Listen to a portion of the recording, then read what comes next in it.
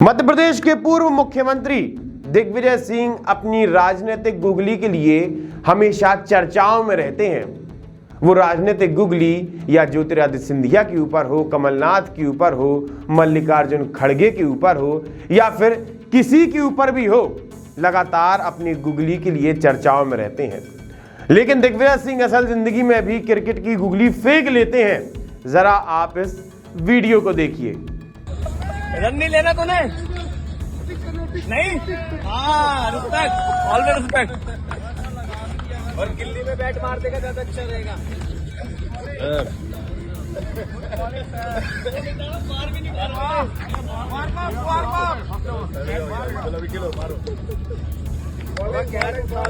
मजा आ जाए थोड़ा कैच। उम्र 70 पार लेकिन एनर्जी साहब गजब की है। देखिएगा दिग्विजय सिंह को किस तरीके से वार्म अप हो रहे हैं, उसके बाद गुगली फेंक रहे हैं। असल में ये वीडियो है भारत जोड़ो यात्रा का। इस समय दिग्विजय सिंह भारत जोड़ो यात्रा में पूरी तरह से लगे हुए हैं। साथ ही इसके बीच जो भी खाली समय मिलता है उसमें ग्राउंड पर क्रिकेट खेलते आजकल नजर आ रहे हैं। नमस्कार, मैं आशुतोष भार्गव, आप देख रहे हैं आयुध।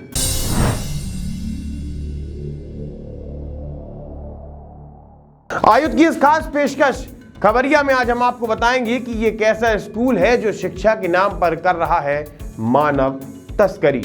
इसी के साथ क्या एक्सीडेंट के बाद गरीबी और अमीरी के बीच होना चाहिए कोई अंतर, और आखिर में हम आपको बताएंगे कि कांग्रेसी पार्षद बना भाजपा की आंखों का तारा। विदिशा जिले से एक मामला सामने आया है जहां पर गंजबासौदा में स्थित भारत माता कॉन्वेंट सीनियर सेकेंडरी स्कूल में धर्मांतरण, मतांतरण और मानव तस्करी का मामला सामने आया है, जहां पर स्कूल लगातार धर्मांतरण और मानव तस्करी के मामले में फंसता ही जा रहा है। हाल ही में राज्य बाल आयोग की टीम गंजबासौदा पहुंची।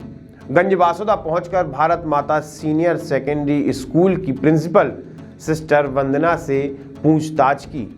इस पूछताछ में प्रिंसिपल किसी भी प्रकार से सही उत्तर नहीं दे पाई। असल में सागर की एक संस्था है जिसके सीधे सीधे तार गंजबासौदा के भारत माता सीनियर सेकेंडरी स्कूल से भी जुड़े हैं। लगभग 4 बच्चों को इस संस्था से भारत माता कॉन्वेंट में लाया गया था, जहां पर गैर कानूनी तरीके से इन बच्चों को यहां रखा गया था और इनका रिकॉर्ड स्कूल के रिकॉर्ड से मैच करता है। लगभग 70 बच्चे सागर की उस संस्था में थे और मध्य प्रदेश के अलग अलग स्थानों पर उन बच्चों को भेजा गया है। होशंगाबाद, दतिया, शहडोल, छिंदवाड़ा, शिवनी और गंजबासौदा में उन बच्चों का रिकॉर्ड मिला है, जिसके बाद राज्य बाल आयोग ने साफ तौर पर कहा है कि भारत माता कॉन्वेंट सीनियर सेकेंडरी स्कूल के ऊपर कानूनी कार्रवाई की जाएगी। जिस संस्था से भारत माता कॉन्वेंट के तार जुड़े हुए हैं वो एक फर्जी संस्था थी। असल में 2015 से पहले ये संस्था चलाई जाती थी, लेकिन इस संस्था का किसी प्रकार से भी रजिस्ट्रेशन नहीं था। जिसके बाद 2015 में इस संस्था ने अपने रजिस्ट्रेशन के लिए अप्लाई किया, लेकिन उस संस्था को बंद कर दिया गया था। लोगों ने संस्था के ऊपर मामले भी दर्ज कराए, लेकिन वो मामले इस समय ठंडे बस्ते में डले हुए हैं। आप सभी को याद होगा कि गंजबासौदा के इसी भारत माता कॉन्वेंट सीनियर सेकेंडरी स्कूल से 8 बच्चों का धर्मांतरण करने का मामला सामने आया था, जिसके बाद लोगों ने आक्रोश जताया और इस बात का विरोध भी किया था। आयुध ने इस विषय को बड़ी प्रमुखता से आप सभी के सामने रखा था। आपके सामने खबरों में कई तस्वीरें नजर आती होंगी। तस्वीरें हैं रोड एक्सीडेंट की। उन खबरों के ऊपर बड़े बोल्ड अक्षरों में लिखा रहता है कि आरी से काटकर डेड बॉडी को बाहर निकाला। डेड बॉडी निकालने में हो रही थी समस्या, तो बुलडोजर की मदद से गाड़ी को तोड़ा गया। इस प्रकार की खबरें आमतौर पर इन दिनों देखने और सुनने मिल रही हैं। अगर हम पिछले 15 दिन की बात करें तो 15 दिनों में मध्य प्रदेश के अंदर लगभग 50 से ज़्यादा ऐसे मामले सामने आए हैं जिनमें एक्सीडेंट हुआ और उन एक्सीडेंट में परिवार के काफ़ी लोगों की जनहानि हुई। हाल ही में एक मामला बैतूल से सामने आया है जहां पर एक टवेरा और बस की आपस में भिड़ंत हो गई, जिसकी वजह से 11 लोग मौत के घाट उतर गए।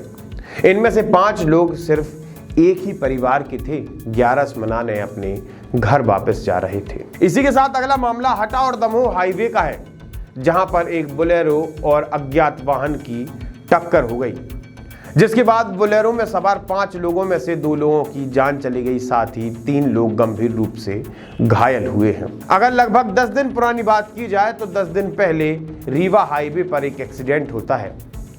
मजदूरों से भरी बस सामने टेलर से टकरा जाती है। टेलर मतलब बड़ा कंटेनर, बड़ा वाला ट्रक, जिसके बाद 15 लोगों की मौत हो जाती है।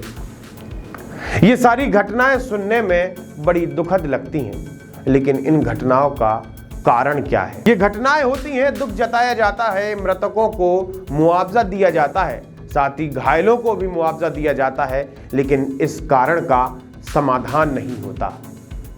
लोगों का ये मानना है अगर अमीर व्यक्ति का एक्सीडेंट होता है, जैसे साइरस मिस्त्री जैसे व्यक्ति का अगर एक्सीडेंट होता है, तो देश में एक नियम बन जाता है कि पीछे बैठे इंसान को भी सीट बेल्ट लगाना अब अनिवार्य है।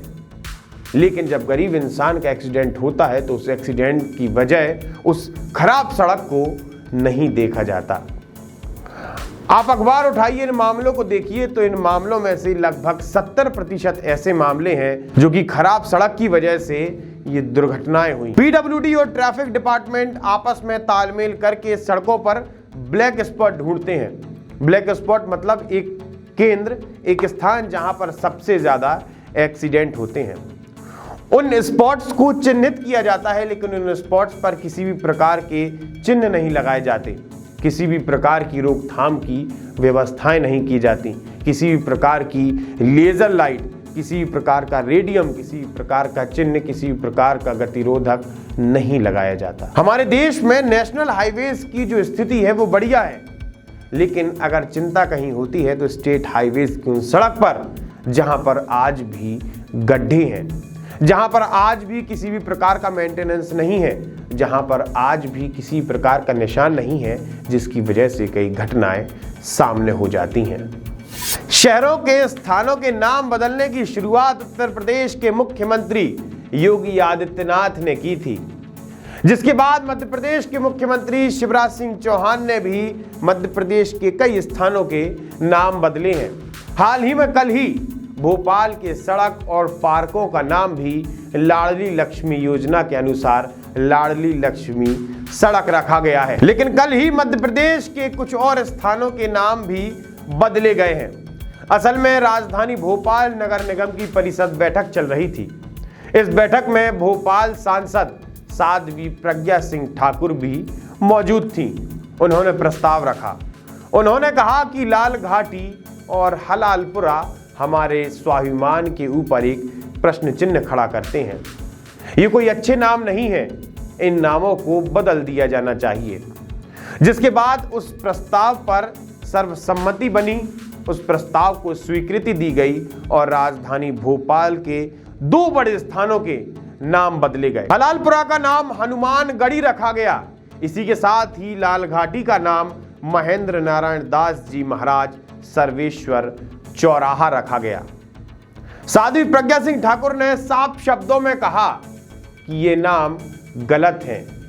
इन नामों को सुनने के बाद अभी भी गुलामियत की तस्वीर सामने नजर आती है। इस प्रकार से अपनी भूमिका निभाते हुए जिस समय वो ब्रह्मलीन हुए, उसके पश्चात उनका नाम श्री नारायण दास महंत चौराहा, सर्वेश्वर चौराहा, इस प्रकार से उसका नाम रखा गया।